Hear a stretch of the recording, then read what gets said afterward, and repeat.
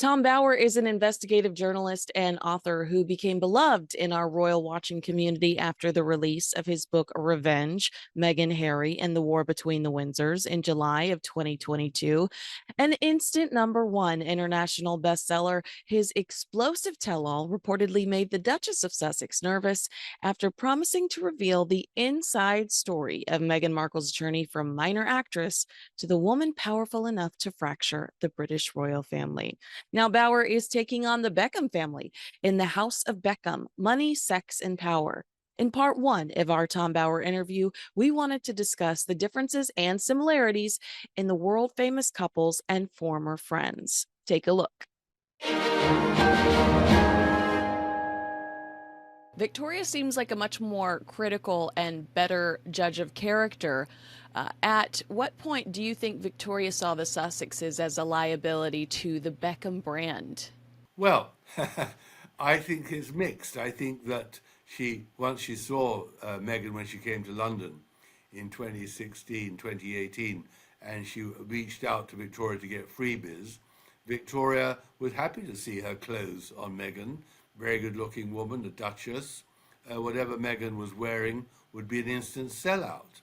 But Meghan had her own way of dealing with people who were trying to use her. She wanted not only freebies, but wanted some sort of payment too, which wasn't allowed under the rules of the royal palace.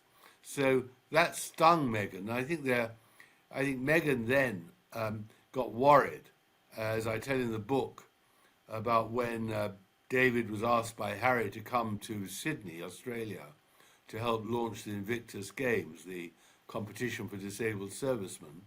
And Beckham went to Sydney, flew all the way across the world with Victoria, and got to the stadium only to find that he was snubbed by Harry. He was ignored, and as my book reveals, that was because Meghan had decided she didn't want Victoria and David to have the publicity while she was in Australia. She wanted to dominate the newspaper headlines and not let them intrude.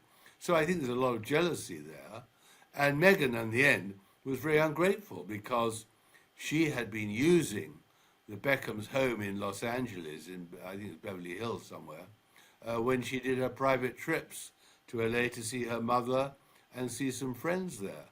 And she never publicly acknowledged that debt.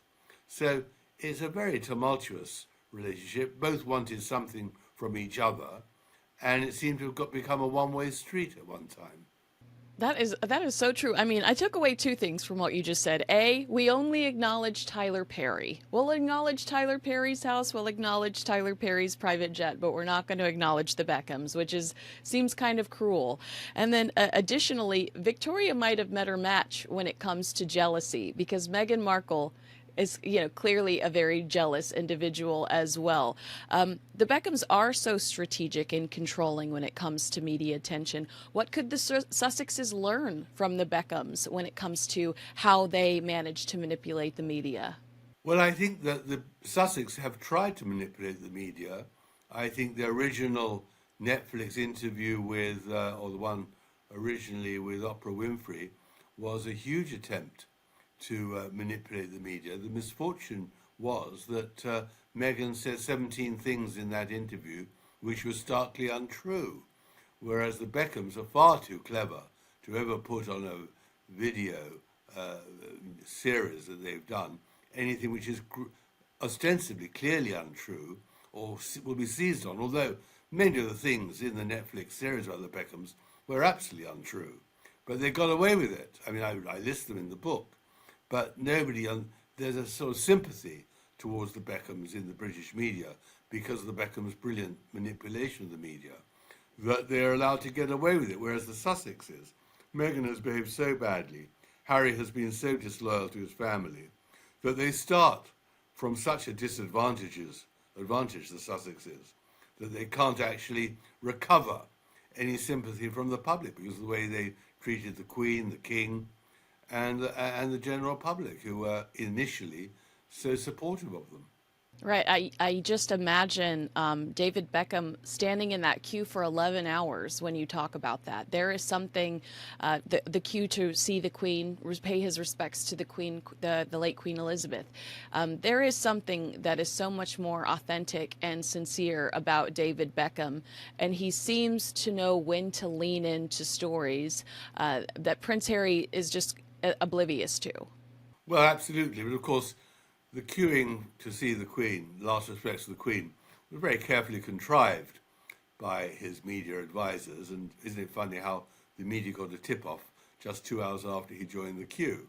So I think that I'm sure it was sincere. He certainly is a monarchist, and it worked brilliantly for him. I think the trouble with Harry and Meghan, that their loyalty and their sort of is just so phony. Nobody believes that they have respect for the Queen after the way they treated the Queen. Nobody believes when Harry dashed to London to see his sick father that he really wanted to commiserate after the way he treated his father, and more importantly, his brother and Princess Kate, the Duchess of Cambridge. I mean, that was terrible, the way they treated Kate and lied about her. And so I think, it's just they they started off brilliantly, the Sussexes, and threw it away. The genius of the Beckhams is that for 25 years they've sustained the fiction, the image, and the brand. And the Sussexes would love to have emulated the Beckhams, but I think it's too late for that for them.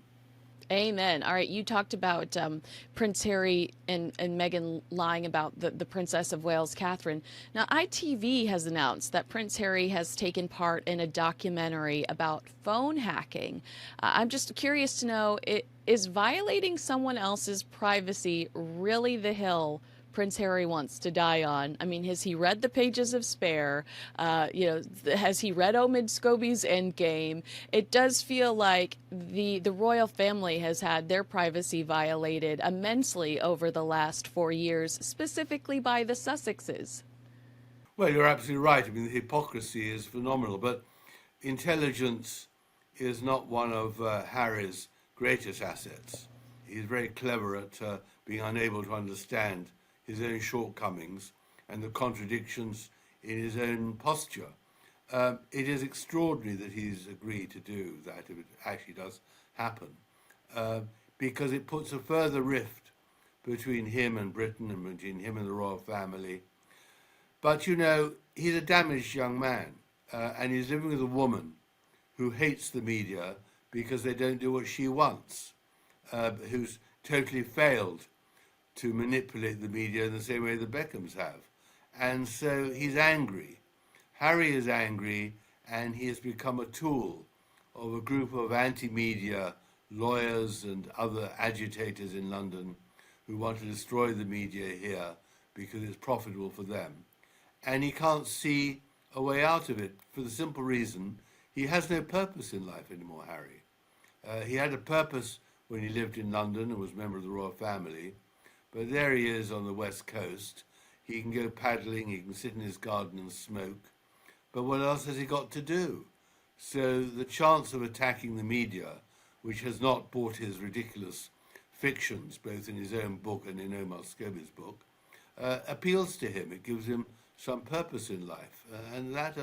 It all boils down to his complete misunderstanding of his mother's relationship with the media, his ridiculous assertions and allegations that it was the media that murdered his mother, which is completely ridiculous. His mother manipulated the media as well as the Beckhams do, probably even better, Yeah. and played with the media. But he doesn't understand that because he just doesn't have the intelligence to understand so much in his own life. Yeah, and I think a lot of it boils down to that anger. So he doesn't.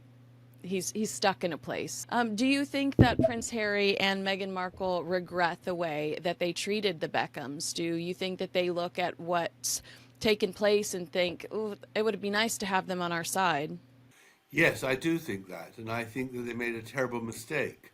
But that is the nature of the Sussexes. They are victims of their own stupidity and follies. They keep on irritating people and keep on annoying people and lose friends very quickly. And so that huge well of sympathy, which undoubtedly was there when they arrived in Hollywood, has evaporated, as it evaporated in Britain too. I mean, the Beckhams are a brilliant lesson in how to create and sustain a brand and how to bury the reality and create fiction and image until my book comes along and shows the truth. Would you ever consider a book about the Kardashians? Because they're the only other entity that I can think of that has done such a strong job of building a brand not based on reality and, just shamelessly pushing through, despite us knowing that things aren't always perfect. They just continue to push out the Hulu content. It is an amazing story. Actually, you're right. I might. It's not a bad idea. It's a good idea. They are phenomenal. They are the trailblazers of creating genius from nothing. The genius of creating brilliance from just an image and manipulating of the media. And there's no doubt. There's in my book a lunch between Victoria and Kim Kardashian somewhere in LA, where clearly Victoria is asking for advice on what to do and gets it and ups her game as a result of it. Oh, well, and now I've got to have that lunch. That sounds like a good lunch to have. I guess the tab's on me. Tom Bauer, it was so nice to get to actually finally talk to you for the first time. I mention Revenge, your book about Harry and Meghan, in almost every interview I do. I just think you are a wonderful man, and I love reading your books. They're my guilty pleasure, so I'm so grateful to have the opportunity to speak to you today. Thank you so much, sir. Pleasure.